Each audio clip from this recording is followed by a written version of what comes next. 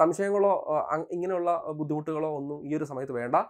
ഈ സമയത്ത് എങ്ങനെയെങ്കിലും ആ 100ാമത്തെ ചോദ്യം വരെ എഴുതി അവിടെ നിന്ന് എഴുന്നേൽക്കുക. അത് മാത്രമായിരിക്കണം നമ്മുടെ ടെൻഷൻ. എൻ്റെ എല്ലാ പ്രിയപ്പെട്ട HSA സോഷ്യൽ സയൻസ് ഉദ്യോഗാർത്ഥികൾക്കും എൻട്രിയുടെ പുതിയൊരു യൂട്യൂബ് സെഷനിലേക്ക് സ്വാഗതം. ഈ ഒരു കോഴ്സുമായി ബന്ധപ്പെട്ട് യൂട്യൂബിലായാലും അതുപോലെ ആപ്പിലായാലും നിങ്ങൾക്ക് ലഭിക്കാനിടയുള്ള ഏറ്റവും അവസാനത്തെ വീഡിയോ ആയിരിക്കും ഇത്. നാളെ നിങ്ങൾ പരീക്ഷാ ഹാളിലേക്ക് പോകുന്നു. കുറച്ച് നാളുകളായിട്ടുള്ള നമ്മളുടെ അധ്വാനം, ചിലർക്ക് മാസങ്ങൾ, ചിലർക്ക് വർഷങ്ങൾ, അല്ലേ? ആ ഒരു അധ്വാനത്തിൻ്റെ ഫലപ്രാപ്തി കാണേണ്ട ദിവസമാണ് നാളെ. നമ്മുടെ ഈ പോരാട്ടങ്ങളുടെ എല്ലാത്തിൻ്റെയും ഒരവസാനം, അല്ലെങ്കിൽ നമ്മുടെ ഈ ഒരു പോരാട്ടത്തിൻ്റെ അവസാന ദിവസത്തിലേക്ക് നമ്മൾ എത്തിച്ചേരുന്നു. തീർച്ചയായും നിങ്ങൾ പഠിച്ച നിങ്ങളുടെ അധ്വാനത്തിൻ്റെ അല്ലെങ്കിൽ നിങ്ങളുടെ കഷ്ടപ്പാടിൻ്റെ ആ ഒരു പ്രതിഫലം നാളെ നിങ്ങൾക്ക് ലഭിച്ചിരിക്കും എന്നുള്ള ആത്മവിശ്വാസം ആദ്യം ഉണ്ടാവുക. അതാണ് നമുക്ക് ഒരു മനുഷ്യന് വേണ്ട പ്രധാനപ്പെട്ട ഗുണങ്ങളിലൊന്ന്. നമ്മൾ കുറച്ച് മാസങ്ങളായിട്ട് ഇതിന് പുറകെയായിരുന്നു. കുറച്ച് ദിവസങ്ങളായിട്ട് അധ്യാപകരുടെ ക്ലാസ്സുകൾ കാണുന്നു, നോട്ട് വായിക്കുന്നു, PDFs വായിക്കുന്നു, SCRT നോക്കുന്നു, ഇങ്ങനെയുള്ള കുറേ കാര്യങ്ങൾ നമ്മൾ ചെയ്തു. നമ്മൾ ഇതെല്ലാം നമ്മളുടെ ഒരു പല സമയത്ത് നമുക്ക് ഫ്രീ ടൈം എല്ലാം മാറ്റിവെച്ച്, ലെഷർ ടൈംസ് മാറ്റിവെച്ച്, നമുക്ക് ആഘോഷിക്കേണ്ട അല്ലെങ്കിൽ യാത്രകൾ പോകേണ്ട സമയമൊക്കെയാണ്, നമ്മുടെ ഉറക്കമൊക്കെ നമ്മൾ സാക്രിഫൈസ് ചെയ്തിട്ടാണ് നിങ്ങൾ പഠിച്ചത്. അപ്പോൾ അതിൻ്റെ ഒരു പ്രതിഫലം തീർച്ചയായിട്ടും നിങ്ങൾക്ക് നാളെ പരീക്ഷകളിൽ ലഭിച്ചിരിക്കും. ഉറപ്പായും നല്ല മാർക്ക് വാങ്ങാൻ നിങ്ങൾക്ക് എല്ലാവർക്കും സാധിക്കും. ആ ഒരു ആത്മവിശ്വാസം എല്ലാവരിലും ഉണ്ടാവുക. ഞങ്ങളുടെ പ്രാർത്ഥനകളും അതുപോലെ തന്നെ ആശംസകളും നേരുന്നു. തീർച്ചയായും പരീക്ഷാ ഹാളിൽ നിങ്ങൾക്കൊപ്പം തന്നെ, അല്ലെങ്കിൽ നിങ്ങൾ പരീക്ഷാ ഹാളിൽ ആയിരിക്കുമ്പോൾ നല്ല ചോദ്യങ്ങൾ നിങ്ങൾക്ക് കിട്ടണേ, നല്ല രീതിയിൽ നിങ്ങൾക്ക് ആൻസർ ചെയ്യാൻ പറ്റണേ തുടങ്ങിയ പ്രാർത്ഥനകൾ ഞങ്ങളുടെ ഭാഗത്തും ഉണ്ടായിരിക്കും. അപ്പോൾ എന്തായാലും ഹോൾ ടിക്കറ്റൊക്കെ എല്ലാവരും ഡൗൺലോഡ് ചെയ്തു, അത് പ്രിൻ്റ് എടുത്ത് വെച്ചിട്ടുണ്ടെന്ന് വിചാരിക്കുന്നു. പരീക്ഷാ ഹാളിൽ ശ്രദ്ധിക്കേണ്ട കുറച്ച് കാര്യങ്ങൾ ഒരു 5 മിനിറ്റിൽ പറഞ്ഞ് അവസാനിപ്പിക്കുന്നതേ ഉള്ളൂ. എന്തൊക്കെ കാര്യങ്ങൾ ശ്രദ്ധിക്കണം? പലർക്കും വിട്ടുപോകാൻ സാധ്യതയില്ലാത്ത കാര്യങ്ങൾ തന്നെയാണ്, എന്നാലും ഒന്നുകൂടെ ഞാൻ ഓർമ്മിപ്പിക്കുകയാണ്. ഓക്കെ, അപ്പോൾ ഫസ്റ്റ് കാര്യം എന്ന് പറയുന്നത് കൃത്യസമയത്ത് പരീക്ഷാ ഹാളിൽ എത്തിച്ചേരാൻ ശ്രമിക്കുക എന്നുള്ളതാണ്. നിങ്ങൾ സമയം ശ്രദ്ധിച്ചിട്ടുണ്ടോ എന്നറിയത്തില്ല. നമ്മുടെ ഹോൾ ടിക്കറ്റിലെ സമയം എന്ന് പറയുന്നത് 7 മണി തൊട്ട് 8:50 വരെ എന്നാണ് കൊടുത്തിട്ടുള്ളത്, അല്ലേ? അപ്പോൾ 7 മണി എന്ന് പറഞ്ഞാൽ കൃത്യം 7 മണിക്ക് തന്നെ അവിടെ ചെല്ലണമെന്നല്ല. ഇൻസ്ട്രക്ഷൻസ് വായിച്ച് നോക്കണം. നിങ്ങൾ തൊട്ട് താഴെ കൊടുത്തിട്ടുണ്ട്, റിപ്പോർട്ടിംഗ് ടൈമിന് 15 മിനിറ്റ് മുമ്പിലെങ്കിലും നിങ്ങൾ ഹാളിൽ എത്തണം. അതായത് 6:45 അവർ പറഞ്ഞേക്കുന്നത്. 7 മണി to 8:50 ആണ് കൊടുത്തിട്ടുള്ളതെങ്കിൽ 6:45 ആകുമ്പോഴെങ്കിലും എത്തണമെന്ന് 15 മിനിറ്റ് എന്നുള്ളത് അവർ ഇൻസ്ട്രക്ഷൻ കൊടുത്തിട്ടുണ്ട്, സെക്കൻഡ് ഇൻസ്ട്രക്ഷനായിട്ട് കൊടുത്തിട്ടുണ്ട്. നിങ്ങളതൊരു അരമണിക്കൂർ ആക്കുക. 7 മണിയെങ്കിൽ 6:30 ആകുമ്പോൾ തന്നെ അവിടെ എത്തിച്ചേരാൻ ശ്രമിക്കുക. പലർക്കും ഈ സെൻറ്റർ അറിയാവുന്നവരുണ്ടായിരിക്കും, അറിയാത്തവരുണ്ടായിരിക്കും. അറിയാത്തവരെ സംബന്ധിച്ച് അവിടെ ചെന്ന് വീണ്ടും കറങ്ങി ഇത് മുഴുവൻ തപ്പിപ്പിടിച്ച് ചിലപ്പോൾ അവിടെ ചെല്ലുമ്പോൾ സമയം പോകും. അപ്പോൾ അതുകൊണ്ട് തലേ ദിവസം തന്നെ സെൻറ്ററിനടുത്തുള്ള ഏതെങ്കിലും സ്ഥലത്ത് ബന്ധുക്കളോ അല്ലെങ്കിൽ വീട്ടുകാരുമായിട്ട് വന്ന് അങ്ങനെയുള്ള താമസിക്കാനായിട്ട് ശ്രമിക്കുക. ഇനി അതല്ല, വീട്ടിൽ നിന്ന് വരുന്നവരാണ് എങ്കിൽ രാവിലെ തന്നെ എഴുന്നേറ്റ്, അലാറമൊക്കെ വെച്ച് എഴുന്നേറ്റ് നേരത്തെ തന്നെ വന്ന് ഈ ഒരു നമ്മുടെ എക്സാം ഹാളിൽ വന്നെത്താനായിട്ട് ശ്രമിക്കുക. ഇനി കഴിയുമെങ്കിൽ തലേ ദിവസം തന്നെ വിളിച്ച് ചോദിക്കുക, എവിടെയാണ്, എങ്ങോട്ടാണ് വരേണ്ടത് തുടങ്ങിയ കാര്യങ്ങളൊക്കെ നമുക്ക് ഹോൾ ടിക്കറ്റിൽ നമ്പർ കാണും എക്സാം ഹാളുമായി ബന്ധപ്പെട്ട. അല്ലെങ്കിൽ നമുക്ക് കൃത്യമായിട്ട് ആ സ്കൂൾ അറിയാമെങ്കിൽ ആ സ്കൂളിൻ്റെ നമ്പർ ഗൂഗിളിൽ കിട്ടും. നമുക്ക് അവരെ വിളിച്ച് ചോദിച്ച് എങ്ങനെയാണ് എത്തേണ്ടത്, ഏത് വഴിയാണ് എത്തേണ്ടത് തുടങ്ങിയ കാര്യങ്ങളൊക്കെ ചോദിച്ചൊന്ന് മനസ്സിലാക്കി വെച്ചേക്കണം. അല്ലാതെ ചിലപ്പോൾ രാവിലത്തെ സമയമാണ്, നമ്മൾ ഉദ്ദേശിക്കുന്ന പോലെ വഴിയിൽ ആളുകൾ കാണണമെന്നില്ല ചോദിച്ച് ഒക്കെ പോകാനായിട്ട്. അപ്പോൾ അങ്ങനെയുള്ള അബദ്ധങ്ങൾ ഒരിക്കലും പറ്റരുത്. അതൊക്കെ നമ്മൾ ഇത്രയും പഠിച്ചതിനെ വെറുതെ ഏറ്റവും ലഘൂകരിക്കുന്ന പ്രവൃത്തിയായി പോകും അങ്ങനെ എങ്ങാനും നമുക്ക് പരീക്ഷ മിസ്സായി കഴിഞ്ഞാൽ. അപ്പോൾ അതുകൊണ്ട് ഒരിക്കലും അതുണ്ടാവരുത്. ഇനി റോഡിൽ പറയത്തക്ക ബ്ലോക്ക് ഒന്നും രാവിലെ ഉണ്ടാവാൻ ചാൻസ് ഇല്ല. എന്നാലും അത് കണക്ക് കൂട്ടി, ബ്ലോക്ക് ഉണ്ടാവുമെന്ന് കണക്ക് കൂട്ടി തന്നെ നമ്മളുടെ ഒരു കാൽക്കുലേഷൻ, ഒരു അരമണിക്കൂറാണ് നമുക്ക് വേണ്ടതെങ്കിൽ അതിന് മുമ്പ്, അല്ലേ, 6:30 എത്തും എന്നാണ് നമ്മുടെ പ്രതീക്ഷയെങ്കിൽ 6 മണിക്ക് എത്തേണ്ട വിധത്തിൽ തന്നെ ഇറങ്ങാനായിട്ട് ശ്രമിക്കുക, കേട്ടോ. ഓക്കെ, അതാണ് ആദ്യം ചെയ്യേണ്ട കാര്യം. കൃത്യസമയത്ത് പരീക്ഷാ ഹാളിൽ എത്തിച്ചേരാനായിട്ട് ശ്രമിക്കുക. 2, ഹോൾ ടിക്കറ്റ്, തിരിച്ചറിയൽ രേഖ, പേന എന്നിവ കൊണ്ടുവരാൻ മറക്കരുത്. ഹോൾ ടിക്കറ്റ് ആകെപ്പാടെ നമ്മുടെ പരീക്ഷാ ഹാളിൽ അനുവദിക്കുന്നത് ഈ 3 കാര്യങ്ങളാണ്. ഹോൾ ടിക്കറ്റ്, ഐഡൻറ്റിറ്റി കാർഡ്, നമ്മുടെ ഫോട്ടോ പതിച്ച ഐഡൻറ്റിറ്റി കാർഡ്. ഇൻസ്ട്രക്ഷനകത്ത് ഏകദേശം 23 ഐഡൻറ്റിറ്റി കാർഡിനെ പറ്റി പറയുന്നുണ്ട്. അതിനകത്ത് ഏതെങ്കിലും നിങ്ങൾ എടുക്കുക. തിരിച്ചറിയൽ രേഖയായിട്ട് ആധാർ കാർഡ്, പാസ്പോർട്ട്, അങ്ങനെ ഡ്രൈവിംഗ് ലൈസൻസ്, അങ്ങനെ തുടങ്ങി ഒരു 23 ലിസ്റ്റ് നിങ്ങളുടെ ഹോൾ ടിക്കറ്റിൻ്റെ ഇൻസ്ട്രക്ഷൻ്റെ ഭാഗത്ത് അവർ കൊടുത്തിട്ടുണ്ട്. സോ അത് നിങ്ങൾ അതിനകത്ത് ഏതെങ്കിലും ഒന്ന് കൃത്യമായിട്ട് എടുക്കുക. പലർക്കും ഇവിടെ പറ്റുന്നൊരു കുഴപ്പമെന്ന് പറഞ്ഞു കഴിഞ്ഞാൽ നമ്മുടെ എല്ലാം ഈ ലൈസൻസിൻ്റെ ഒക്കെ അറ്റസ്റ്റഡ് കോപ്പി ആയിരിക്കും ഉണ്ടായിരിക്കുന്നത്. അത് കൊണ്ടുവരുന്നത് ഒറിജിനൽ കോപ്പി തന്നെ കൊണ്ടുപോകാൻ ശ്രമിക്കുക. അറ്റസ്റ്റഡ് കോപ്പി എല്ലാവരും ഇപ്പം ലൈസൻസ് ഒക്കെ എല്ലാവരും ഒറിജിനൽ കോപ്പി വീട്ടിൽ വെച്ചിട്ട് അത് അറ്റസ്റ്റ് ചെയ്ത് ലാമിനേറ്റ് ചെയ്ത് നമ്മുടെ പേഴ്സിൽ വെക്കും. അപ്പോൾ നമ്മൾ വിചാരിക്കുന്നത് നമ്മുടെ കയ്യിലുണ്ട്, ഒറിജിനൽ ഉണ്ട് എന്നാണ് നമ്മുടെ തെറ്റിദ്ധാരണ. അങ്ങനല്ല. നമ്മൾ കൃത്യമായിട്ട് അന്വേഷിച്ച് നമ്മുടെ പേഴ്സ് തുറന്ന് നോക്കി ഒറിജിനൽ ആണോ അറ്റസ്റ്റഡ് ആണോ നമ്മുടെ കയ്യിലിരിക്കുന്നത് നോക്കിയിട്ട് വേണം ഇത് എടുക്കാനായിട്ട്. ഒറിജിനൽ എടുക്കാവുള്ളൂ കേട്ടോ. പിന്നെ ബോൾ പെൻസ് ഉണ്ടാവണം നമ്മുടെ കയ്യിൽ. 1, 2, 3 പേന കരുതിക്കൂ കേട്ടോ. അപ്പോൾ ഹോൾ ടിക്കറ്റ്, തിരിച്ചറിയൽ രേഖ, പേന, ഇത് 3 നമ്മുടെ പരീക്ഷാ ഹോളിൽ കയറ്റത്തുള്ളൂ. ഒരു 5 ലിസ്റ്റ് അവർ കൊടുത്തിട്ടുണ്ട് പരീക്ഷാ ഹോളിൽ കയറ്റാൻ അനുവദിക്കാത്തത്. വാച്ച് പറ്റത്തില്ല, പേഴ്സ് പറ്റത്തില്ല, ഈറ്റബിൾസ് ഒന്നും പറ്റത്തില്ല, ഇനി നമ്മുടെ കുപ്പി വെള്ളം അതും പറ്റത്തില്ല, വാട്ടർ ബോട്ടിൽ, പേഴ്സ്, പൗച്ച് ഇതൊന്നും പറ്റത്തില്ല എന്നോട് കൃത്യമായിട്ട് പറഞ്ഞിട്ടുണ്ട്. അപ്പം എല്ലാ എക്സാം ഹോളിലും ക്ലോക്ക് റൂംസ് ഉണ്ടാകും, അവിടെ നമുക്കിത് സൂക്ഷിക്കാം. അല്ലെങ്കിൽ ആരെങ്കിലും നിങ്ങളുടെ കൂടെ ബന്ധുക്കളോ സഹോദരങ്ങളൊക്കെ വരുന്നുണ്ടെങ്കിൽ അവർ അകത്ത് കയറാൻ പറ്റത്തില്ല, അവർ പുറത്തായിരിക്കും നിൽക്കുന്നത്. അവരുടെ കയ്യിൽ കൊടുത്തിട്ട് നമുക്ക് ഈ പറഞ്ഞ പേനായും ഹോൾ ടിക്കറ്റും തിരിച്ചറിയൽ ഐഡൻറ്റിറ്റി കാർഡുമായിട്ട് നമുക്ക് അകത്ത് കയറാം കേട്ടോ. നേരത്തെ തന്നെ വന്നെങ്കിൽ ഇതൊക്കെ നമുക്കൊരു സമാധാനപൂർവ്വം ചെയ്യാനായിട്ട് സാധിക്കത്തുള്ളൂ. അല്ലെങ്കിൽ അവസാന സമയത്താണെങ്കിൽ ചിലപ്പോൾ പേന അകത്ത് വെച്ചിട്ട് നമ്മൾ വണ്ടിക്കകത്ത് വെച്ചിട്ടായിരിക്കും അകത്ത് കയറുന്നത്, ചിലപ്പോൾ ഐഡൻറ്റിറ്റി കാർഡ് വീട്ടിൽ വെച്ചിട്ടായിരിക്കും വരുന്നത്, അല്ലെങ്കിൽ അത് കാറിനകത്ത് വെച്ചിട്ടായിരിക്കും പരീക്ഷകളിലോട്ട് കയറുന്നത്. അപ്പോൾ ഇതൊക്കെ ഒരു സമാധാനപൂർവ്വം ചെയ്യണമെന്നുണ്ടെങ്കിൽ നേരത്തെ തന്നെ എത്താനായിട്ടുള്ള ശ്രമം നമ്മുടെ ഭാഗത്തുനിന്ന് ഉണ്ടാവണം. അത് രാവിലെ തന്നെ എഴുന്നേറ്റ് കൃത്യമായിട്ട് ഈ ഒരു എക്സാം ഹോളിൽ എത്തുന്ന കാര്യം മറന്നു പോകരുത്. 2, ഇനി 3ാമത്തെ, ചോദ്യപേപ്പർ കിട്ടിയാൽ ഉടനെ വളരെ കുറഞ്ഞ സമയം കൊണ്ട് ചോദ്യങ്ങൾ മുഴുവൻ വായിക്കാൻ ശ്രമിക്കുക. അപ്പോൾ ചോദ്യപേപ്പർ നമുക്ക് കിട്ടുന്നു 7 മണിക്ക് നിങ്ങൾ ഹോളിൽ കയറുന്നു, 20 മിനിറ്റ് വെരിഫിക്കേഷൻ ടൈമാണ്. ആ സമയത്ത് നിങ്ങളുടെ രജിസ്റ്റർ നമ്പർ നിങ്ങൾക്ക് കറപ്പിക്കാനായിട്ട് പറ്റുന്ന സമയം. അതൊക്കെയാണ് നമ്മുടെ ആ കാര്യം മറന്നു പോവുകയും ചെയ്യരുത്, അല്ലെങ്കിൽ തെറ്റിക്കുകയും ചെയ്യരുത്. കൃത്യമായിട്ട് ആലോചിച്ച് സമയമെടുത്ത് ശ്രദ്ധാപൂർവ്വം ടെൻഷൻ അടിക്കാതെ വേണം രജിസ്റ്റർ നമ്പർ നമ്മുടെ പേപ്പറിൽ, നമ്മുടെ ആൻസർ പേപ്പറിൽ കറപ്പിക്കാനായിട്ട്. അതുപോലെ തന്നെ എക്സാമിൻ്റെ ഡേറ്റും അതുപോലെ തന്നെ നമ്മുടെ ഡേറ്റ് ഓഫ് ബർത്തും തിരിഞ്ഞു പോകരുത്. എക്സാം ഡേറ്റും ഡേറ്റ് ഓഫ് ബർത്തും അതിനകത്ത് പൂരിപ്പിക്കാൻ കൊടുത്തിട്ടുണ്ട്, അതും കറുപ്പിക്കുമ്പോൾ മാറ്റിപ്പോയി. ഇതെല്ലാം നമ്മൾ കറുപ്പിക്കുകയല്ലേ ചെയ്യുന്നത്. അപ്പോൾ അതുകൊണ്ട് അതൊന്നും മാറിപ്പോകരുത്. ക്ലിയർ? അതെല്ലാം കൃത്യമായിട്ട് ഡേറ്റ് ഓഫ് ബർത്തിൻ്റെ സ്ഥാനത്ത് തന്നെയാണോ ഡേറ്റ് ഓഫ് ബർത്ത് കൊടുത്തേക്കുന്നത്, എക്സാമിൻ്റെ ഡേറ്റിൻ്റെ ഭാഗത്ത് തന്നെയാണോ എക്സാം ഡേറ്റ് കൊടുത്തേക്കുന്നതൊക്കെ കൃത്യമായിട്ട് നിങ്ങൾ നോക്കുക. അത് തെറ്റിക്കാതെ ചെയ്യാൻ ശ്രമിക്കുക. ഒരു തവണ നിങ്ങൾക്ക് ആ ഒരു ഷീറ്റ്, ആൻസർ ഷീറ്റ് നിങ്ങളുടെ കയ്യിലേക്ക് കിട്ടി, അത് നിങ്ങൾ പൂരിപ്പിക്കാൻ തുടങ്ങി കഴിഞ്ഞാൽ പിന്നെ അതിനകത്ത് എന്തെങ്കിലും തെറ്റ് വന്നാൽ പിന്നെ അത് മാറ്റി തരത്തില്ല എന്നവർ ആദ്യം തന്നെ പറയാറുണ്ട്. അപ്പോൾ അതുകൊണ്ട് അത് മാറി കിട്ടുന്നതല്ല. സോ ശ്രദ്ധിച്ച് ഒരു 20 മിനിറ്റ് കൊണ്ട് ആലോചിച്ച് ഇത് ചെയ്യുക. ഓക്കെ.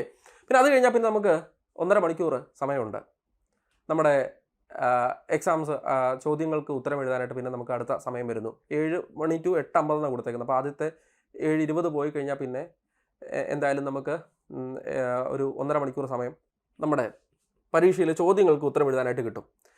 ആദ്യം തന്നെ ക്വസ്റ്റ്യൻ പേപ്പർ കിട്ടിയാൽ തന്നെ എന്താ ചെയ്യേണ്ടത്?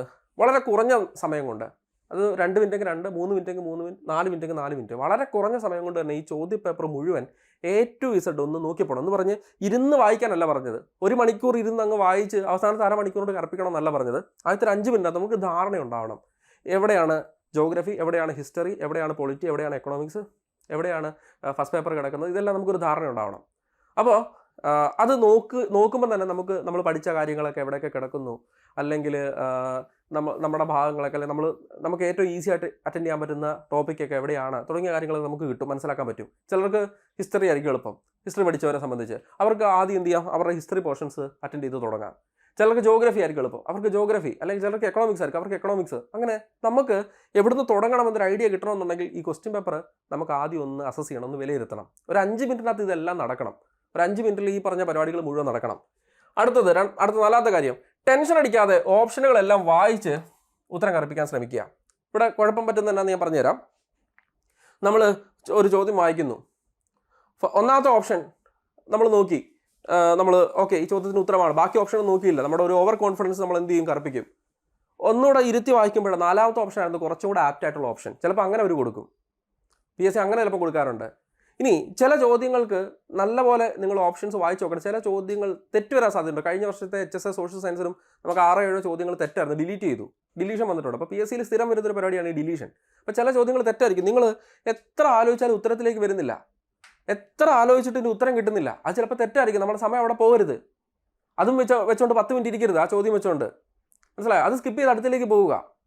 അപ്പോൾ ഇവിടെ ശ്രദ്ധിക്കേണ്ട കാര്യം, ടെൻഷൻ അടിക്കാതെ വേണം ഈ ഓപ്ഷനുകളും ചോദ്യങ്ങളും വായിച്ചു നോക്കാൻ. ഇനി ചോദ്യത്തിനകത്തുള്ള തെറ്റാണോ, കുറച്ചും കൂടെ ആപ്റ്റായിട്ടുള്ള ഓപ്ഷൻ ഏതാണ് തുടങ്ങിയ കാര്യങ്ങളൊക്കെ മനസ്സിലാക്കണമെന്നുണ്ടെങ്കിൽ ഇത് നിങ്ങൾ കൃത്യമായിട്ട് ചെയ്യണം. ഇനി മറ്റൊരു കൂട്ടരെ പറയാം. അവർ ക്വസ്റ്റ്യൻ പേപ്പർ എടുക്കുന്നു, 1ാമത്തെ ക്വസ്റ്റ്യൻ നോക്കുന്നു, അറിയത്തില്ല. 2ാമത്തെ ക്വസ്റ്റ്യൻ നോക്കുന്നു, അറിയത്തില്ല. 3ാമത്തെ ക്വസ്റ്റ്യൻ നോക്കുന്നു, അറിയത്തില്ല. കഴിഞ്ഞു, ബോധം പോയി, ഗ്യാസ് പോയി. പിന്നെ ചിന്തിക്കുന്ന എന്താ, ഈ ക്വസ്റ്റ്യൻ പേപ്പർ മുഴുവൻ ഇങ്ങനെ ആയിരിക്കും, അതുകൊണ്ട് എന്ത് ചെയ്യാം, മറ്റേ കണ്ണും പൂട്ടി അങ്ങ് കറുപ്പിച്ചാക്കാം, അത്തള വിത്തള തവളാച്ചി അങ്ങനെ കറുപ്പിച്ചാക്കാം, മൊത്തം കറുപ്പിച്ചാക്കാം. എന്താ സംഭവിക്കുന്നത്, മൊത്തം അവസാനം ഡിലീഷനിലേക്ക് പോകും, അല്ലെങ്കിൽ മൊത്തം നെഗറ്റീവിലേക്ക് പോകും. നമ്മൾ ചെയ്യുന്ന മുഴുവൻ എന്തായി പോകും, നെഗറ്റീവായി പോകും. ഒരു ചിലപ്പോൾ ആദ്യത്തെ ഒരു 10 ചോദ്യങ്ങൾ അറിയത്തില്ലായിരിക്കും, ഒരു 15ാമത്തെ ചോദ്യം തൊട്ട് ഒരു 25ാമത്തെ അല്ല 40ാമത്തെ ചോദ്യം വരെ നിങ്ങൾ പഠിച്ചായിരിക്കും കിടക്കുന്നത്. അപ്പം അതുകൊണ്ട് നിങ്ങൾ ആദ്യം കാണുന്ന ചോദ്യങ്ങൾ ബുദ്ധിമുട്ടാണ് എന്ന് കരുതി മുമ്പോട്ടുള്ള അവസാനമുള്ള 100ാമത്തെ ചോദ്യം വരെ ഡിഫിക്കൽട്ട് ആണെന്ന് കരുതരുത്. നിങ്ങൾ പഠിച്ചാൽ നിങ്ങൾക്ക് കോൺഫിഡൻ്റ് ആയിട്ട് അറ്റൻഡ് ചെയ്യാൻ പറ്റുന്ന ചോദ്യങ്ങളൊക്കെ പുറകെ കിടപ്പുണ്ട്. മനസ്സിലായോ? അപ്പോൾ അത് നിങ്ങൾ ശ്രദ്ധിക്കണം. ഇനി ചിലർക്ക് പറ്റുന്നത് ആദ്യത്തെ ചോദ്യങ്ങൾ വളരെ സിമ്പിളായിരിക്കും. ആദ്യത്തെ ഒരു 10, 30, 40 ചോദ്യങ്ങൾ അങ്ങ് സിമ്പിളായിട്ട് അറ്റൻഡ് ചെയ്യുന്നു. അത് കഴിഞ്ഞിട്ടായിരിക്കും ബുദ്ധിമുട്ടുള്ള ചോദ്യങ്ങൾ വരുന്നത്. അപ്പോൾ ആദ്യത്തെ ഒരു കോൺഫിഡൻസിൽ ആദ്യം നല്ലപോലെ ചോദ്യങ്ങൾ നല്ല നമ്പർ ഓഫ് ക്വസ്റ്റ്യൻസ് അറ്റൻഡ് ചെയ്തല്ലോ, അപ്പോൾ കുറച്ച് ഒരു ബുദ്ധിമുട്ടുള്ള ചോദ്യങ്ങൾ വരുമ്പോഴത്തേക്ക് ആ ഒരു ഓളത്തിൽ അതും അങ്ങ് കയറി പോരുത്. ബുദ്ധിമുട്ടുള്ള ചോദ്യങ്ങൾ വരുമ്പോൾ അവിടെ നിന്ന് പോസ് ചെയ്ത് ആലോചിച്ച് പതുക്കെ അവിടെ തൊട്ടൊരു ക്ഷമയോടെ പിന്നെ ഒരു സീരിയസ് ആയിട്ട് പിന്നെ ചോദ്യങ്ങളെ സമീപിക്കാൻ തുടങ്ങണം. മനസ്സിലായില്ലേ? അപ്പോൾ 2 രീതിയിൽ നമുക്ക് സംഭവിക്കാം. അപ്പോൾ എന്തായാലും നിങ്ങൾ പഠിച്ചിട്ടുള്ള നിങ്ങൾക്കറിയാവുന്ന ചോദ്യങ്ങൾ ആ ക്വസ്റ്റ്യൻ പേപ്പറിൽ പലയിടത്തായി കിടപ്പുണ്ട്. അപ്പോൾ അതിനെന്താ ചെയ്യേണ്ടത്, നമുക്കറിയാവുന്ന ചോദ്യങ്ങൾ ആദ്യം ചെയ്തു പോകാം. 100 ചോദ്യങ്ങൾ കഴിഞ്ഞ് എന്തായാലും നമുക്കൊരു 15-20 മിനിറ്റ് സമയം ഇടണം. ആ സമയത്ത് എത്ര ചോദ്യങ്ങൾ നമ്മൾ ചെയ്തിട്ടുണ്ട്, എത്ര ഉത്തരങ്ങൾ നമ്മൾ ചെയ്തിട്ടുണ്ട്, നമുക്കറിയാത്തത്, ഇനി നമുക്ക് ചാൻസ് എടുക്കേണ്ട ചില ചോദ്യങ്ങളൊക്കെ ഉണ്ട്. അറിയാത്ത എല്ലാം വിട്ട് കളയണം എന്നല്ല. ചിലതൊക്കെ നമുക്ക് എലിമിനേഷൻ മാതൃകയിലൂടെ ചില ഓപ്ഷൻസ് എലിമിനേറ്റ് ചെയ്യാൻ പറ്റും. ചിലപ്പോൾ പൊട്ട ഓപ്ഷൻസ് ആയിരിക്കും കിടക്കുന്നത്, ഒരെണ്ണം മാത്രമേ ഉള്ളൂ കുറച്ചെങ്കിലും ഒരു ലോജിക്കുള്ള ഓപ്ഷൻ. അപ്പോൾ നമുക്ക് എന്ത് ചെയ്യാം, ബാക്കി 3 എലിമിനേറ്റ് ചെയ്തിട്ട് ഒരെണ്ണം നമുക്ക് കറുപ്പിക്കാൻ പറ്റും.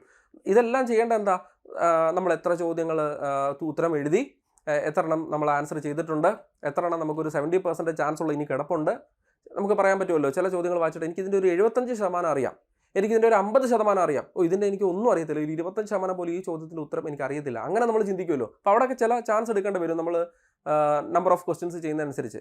മറ്റൊരു കാര്യം കൂടെ, നിങ്ങൾക്ക് ബുദ്ധിമുട്ടാണ് എന്ന് തോന്നിക്കഴിഞ്ഞാൽ, നല്ലതായിട്ട് പഠിക്കുന്ന ഒരാളാണ് നിങ്ങൾക്ക് ചോദ്യപേപ്പർ കണ്ടിട്ട് ബുദ്ധിമുട്ടാണ് എന്ന് തോന്നിയിട്ടുണ്ടെങ്കിൽ എല്ലാവർക്കും ബുദ്ധിമുട്ടായിരിക്കും. അപ്പോൾ നിങ്ങൾക്ക് മാത്രമേ ബുദ്ധിമുട്ടുള്ളൂ, ബാക്കി എല്ലാവരും നല്ലപോലെ അങ്ങ് മാർക്ക് മേടിക്കുമെന്ന് കരുതരുത്. മനസ്സിലായോ? നിങ്ങൾക്ക് ചോദ്യപേപ്പർ ബുദ്ധിമുട്ടാണെങ്കിൽ എല്ലാവർക്കും ബുദ്ധിമുട്ടായിരിക്കും. അപ്പോൾ അതനുസരിച്ച് കുറഞ്ഞ കട്ട് ഓഫ് ഉണ്ടാകത്തുള്ളൂ.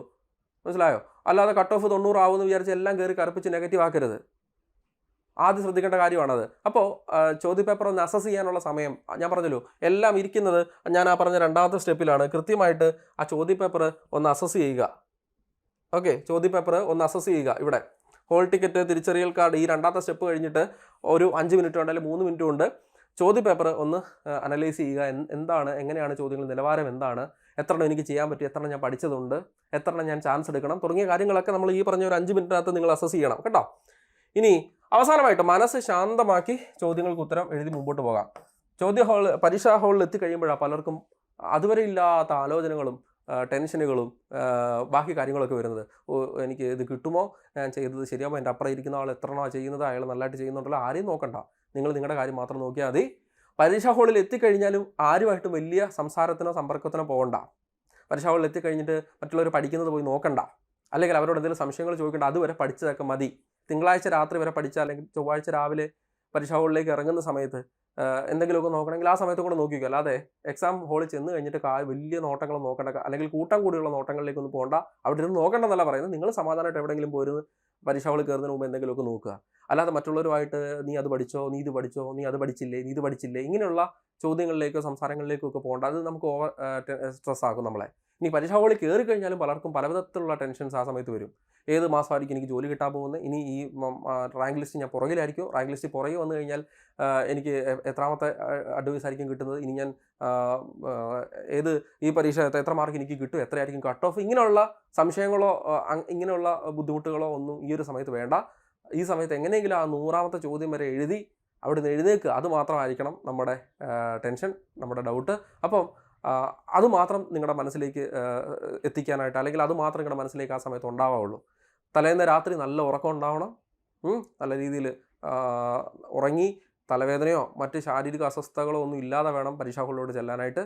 രാവിലെ പറ്റുമെങ്കിൽ എഴുന്നേറ്റ് ചെറിയ രീതിയിൽ എന്തെങ്കിലും ലഘുഭക്ഷണം കഴിച്ചിട്ട് വേണം നിങ്ങൾ ഹാളിലോട്ട് ചെല്ലാനായിട്ട്. കാരണം 8:50 വരെ നമുക്ക് അവിടെ ഇരിക്കേണ്ടതാണ്. അപ്പം നമുക്ക് ഭക്ഷണം കഴിക്കാതെ പോയിട്ട് മറ്റ് വിഷമങ്ങളൊന്നും ഉണ്ടാവരുത്. അപ്പോൾ പ്രഭാത കർമ്മങ്ങളൊക്കെ കൃത്യമായിട്ട് ചെയ്ത് എന്തെങ്കിലും ചെറിയ രീതിയിലുള്ള ഭക്ഷണമൊക്കെ കഴിച്ച് വേണം നമ്മൾ എവിടെ പോകാനായിട്ട്, എക്സാം ഹാളിലോട്ട് പോകാനായിട്ട്. ഇനി നേരത്തെ തന്നെ എത്താനായിട്ട് ഉള്ള ശ്രമം നിങ്ങളുടെ ഭാഗത്തുനിന്ന് ഉണ്ടാവണം. പരീക്ഷകൾ കയറുന്നതിന് മുമ്പ് ചെറിയ രീതിയിൽ എന്തെങ്കിലും വെള്ളമൊക്കെ കുടിക്കണമെങ്കിൽ കുറച്ച് വെള്ളമൊക്കെ കുടിച്ചിട്ട് വേണം കയറാൻ. കാരണം അതിനകത്ത് കയറി കഴിഞ്ഞാൽ പിന്നെ ഒരു 1.5 മണിക്കൂർ നമുക്ക് വെള്ളം കുടിയൊന്നും നടക്കത്തില്ലല്ലോ. അപ്പോൾ അതുകൊണ്ട് എന്തെങ്കിലും വെള്ളമൊക്കെ കുടിക്കണമെങ്കിൽ ഭക്ഷണം കഴിച്ച് വെള്ളം കുടിച്ചിട്ട് വേണം കയറാനായിട്ട്. ഞാൻ വീണ്ടും ഓർമ്മിക്കുന്നു, രാത്രി മുഴുവൻ ഇരുന്ന് പഠിച്ച് തലവേദന എടുത്ത് രാവിലെ ചെന്നിട്ട് ക്വസ്റ്റ്യൻ പേപ്പറിൽ നമുക്ക് ഒരു ചോദ്യം പോലും വായിക്കാൻ പറ്റാത്ത ഒരു സാഹചര്യം ഉണ്ടാക്കരുത്. അതുകൊണ്ട് ആവശ്യത്തിനുള്ള ഉറക്കം വേണം. ടെൻഷൻ ഇല്ലാതെ വളരെ കൂൾ മൈൻഡോടുകൂടി വേണം നമ്മൾ എക്സാം ഹാളിൽ ചെല്ലാനും പരീക്ഷ അറ്റൻഡ് ചെയ്യാനും ഒക്കെ. നമ്മൾ ഒരു കൂൾ മൈൻഡ് നമുക്ക് ഉണ്ടാവണം. വേറെ അസുഖങ്ങളൊന്നും ഈ സമയത്ത് ആരും വരുത്തി വെക്കരുത്. കഴിവതും നമുക്ക് നമ്മുടെ മനസ്സ് ശാന്തമാണെങ്കിൽ തന്നെ നമുക്ക് ഭൂരിഭാഗം അസുഖങ്ങളും നമ്മുടെ ഇടയിൽ നിന്ന് മാറും കേട്ടോ. അപ്പം അതൊക്കെ ഒന്ന് ശ്രദ്ധിക്കാനായിട്ട് ശ്രമിക്കുക. അപ്പോൾ എല്ലാവർക്കും പരീക്ഷയ്ക്ക് എല്ലാ വിജയാശംസകളും ഞാൻ നേരുവാണ്. കഴിഞ്ഞ കുറച്ച് മാസങ്ങളായിട്ട് നമ്മുടെ ക്ലാസ്സുകൾ നിങ്ങൾ കാണുന്നുണ്ടായിരുന്നു, നിങ്ങൾ പഠിക്കുന്നുണ്ടായിരുന്നു. നിങ്ങളുടെ പലവിധ ജോലികളും പല കാര്യങ്ങളും മാറ്റി വെച്ചിട്ടാണ് നിങ്ങൾ പഠിച്ചത്. ഈ ഒരു പ്രയത്നത്തിൻ്റെ അല്ലെങ്കിൽ ഈ ഒരു കഷ്ടപ്പാടിൻ്റെ പ്രതിഫലം കിട്ടേണ്ട ദിവസമാണ് ഈ വരുന്ന പരീക്ഷാ ദിവസം. അപ്പോൾ എല്ലാവർക്കും നിങ്ങൾ പഠിച്ച കാര്യങ്ങളൊക്കെ തന്നെ വരത്തുള്ളൂ എന്ന് മനസ്സിലുള്ള ആ ഒരു ഉറപ്പിലേക്ക് നിങ്ങൾ ഒന്നുകൂടെ എത്തുക. ആ ഒരു കോൺഫിഡൻസിലേക്ക് നിങ്ങൾ ഒന്നുകൂടെ വരിക. നമ്മുടെ ഭാഗത്ത് നിന്ന് എല്ലാ പ്രാർത്ഥനകളും എല്ലാ ആശംസകളും ഈ സമയത്ത് നേരുന്നു. ഉറപ്പായിട്ടും നമ്മുടെ പിള്ളേരെല്ലാം തന്നെ ലിസ്റ്റിൽ കയറും, 100% ഉറപ്പാണ്. നിങ്ങളെല്ലാവരും തന്നെ ലിസ്റ്റിലുണ്ടാവും. നിങ്ങൾക്ക് എല്ലാവർക്കും തന്നെ നല്ല റാങ്ക് ലഭിക്കും. സമൂഹത്തിൽ നമ്മുടെ വീട്ടിൽ തല ഉയർത്തി പിടിച്ച് നിൽക്കാനുള്ള, സാമ്പത്തിക ഭദ്രത നേടാനുള്ള, നിങ്ങൾ ആഗ്രഹിച്ച, നിങ്ങളുടെ ഒരു പാഷനായിട്ടുള്ള അധ്യാപക വൃത്തിയിലേക്ക്, അധ്യാപക ജോലിയിലേക്ക് കയറാൻ എല്ലാവർക്കും സാധിക്കട്ടെ എന്ന് ഹൃദയം കൊണ്ട് ആത്മാർത്ഥമായിട്ട് ആശംസിച്ചുകൊണ്ട് ഈ ഒരു സെഷൻ അവസാനിപ്പിക്കുന്നു. Thank you.